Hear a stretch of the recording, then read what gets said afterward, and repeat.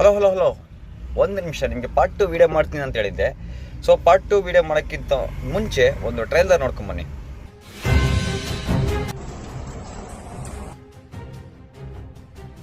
ಏನಪ್ಪ ದುಬೈ ಬಾಬು ಈ ಥರ ವೀಡಿಯೋ ಹಾಕ್ಬಿಟ್ಟಿದ್ದಾನೆ ಅಂತ ಯೋಚನೆ ಮಾಡೋಕೋಬೇಡಿ. ಇದು ಹಾಕಿರೋದು ಆ ಪಾರ್ಟ್ 1ಗೆ ರಿಲೇಟೆಡ್. ಅದು ನಾನು ಪಾರ್ಟ್ 1ಅಲ್ಲಿ ಏನು ಹಾಕಿದ್ದೆ ಅಂದರೆ, ಆ ಹುಡುಗಿ ಲೈಕ್ಸು ಕಾಮೆಂಟ್ಸ್ಗೋಸ್ಕರ ಈ ಥರ ಮಾಡಿದ್ಲು ಅಂತ. ಪಾರ್ಟ್ 2ನ ಏನು ಹೇಳೋಕ್ಕೆ ಇಷ್ಟಪಡ್ತಾ ಇದ್ದೀನಿ ಅಂದರೆ, ಮೆಟ್ರೋಗಳಲ್ಲಿ, ಮಾಲ್ಗಳಲ್ಲಿ, ಸಿನಿಮಾ ಥಿಯೇಟರ್ಗಳಲ್ಲಿ ಈ ಥರ ಪ್ರಕಟಣೆಗಳು ತುಂಬ ನಡೀತಿದ್ದಾವೆ ಸ್ನೇಹಿತರೆ. ಸಣ್ಣದಾದ ಸ್ಪೈ ಕ್ಯಾಮ್ರಾಗಳು ತಗೊಂಡು ನಿಮ್ಮ ಮಕ್ಕಳ ಭವಿಷ್ಯಗಳನ್ನೇ ಹಾಳು ಮಾಡ್ತಿದ್ದಾರೆ. ಸೊ ಇದರ ಬಗ್ಗೆ ಎಚ್ಚರಿಕೆ ವಹಿಸ್ಕೊಳ್ಳಿ ಅನ್ನೋ ಕಾರಣಕ್ಕೆ ಈ ವಿಡಿಯೋ ಮಾಡ್ತಾ ಇದ್ದೀನಿ ಸ್ನೇಹಿತರೆ. ನಿಮ್ಮ ಮಕ್ಕಳಿಗೆ ಕಳಿಸುವಂಥ ವ್ಯಾನ್ ಆಗಿರಬಹುದು ಸ್ನೇಹಿತರೆ, ನಿಮ್ಮ ಮಕ್ಕಳಿಗೆ ಕಳಿಸುವಂತಹ ಮಾಲ್ಗಳಾಗಿರಬಹುದು.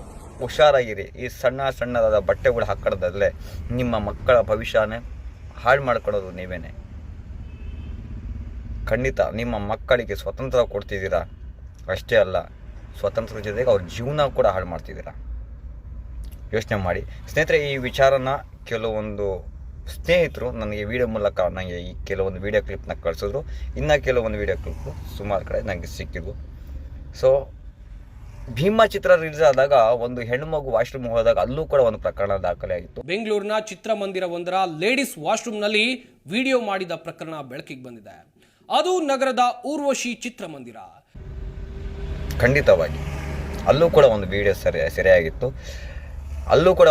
ಸೆರೆಯಾಗಿತ್ತು. ಇದೇ ರೀತಿ ನೀವು ನೋಡ್ತಿರೋ ಹಾಗೆ ಮಾಲ್ಗಳಲ್ಲಿ, ಮೆಟ್ರೋಗಳಲ್ಲಿ, ನಿಮ್ಮ ಶಾಲಾ ಮಕ್ಕಳಿಗೆ ಹತ್ತಿಸುವ ವ್ಯಾನ್ಗಳ ಅಕ್ಕಪಕ್ಕ ಸ್ಕರ್ಟ್ ಹಾಕೊಂಡಾಗ ವಿಡಿಯೋಗಳು ತುಂಬ ಲೀಕ್ ಆಗ್ತಿದ್ದಾವೆ. ನಿಮ್ಮ ಮಕ್ಕಳ ಭವಿಷ್ಯ ನಿಮ್ಮ ಕೈಲಿದೆ. ನೀವು ದಯವಿಟ್ಟು ಹುಷಾರಾಗಿರಿ ಅಂತ ಹೇಳೋಕ್ಕೆ ಇಷ್ಟಪಡ್ತೀನಿ. ಧನ್ಯವಾದಗಳು. ಈ ವಿಡಿಯೋ ಇಷ್ಟ ಆದರೆ ದಯವಿಟ್ಟು ಲೈಕ್ ಮಾಡಿ, ಶೇರ್ ಮಾಡಿ, ನಿಮ್ಮ ಅನಿಸಿಕೆ ಅಭಿಪ್ರಾಯನ ಕಾಮೆಂಟ್ ಮಾಡಿ. ಇದೇ ರೀತಿ ವೀಡಿಯೋಸ್ಗಳಿಗೆ ಫಾಲೋ ಮಾಡಿ. ಧನ್ಯವಾದಗಳು.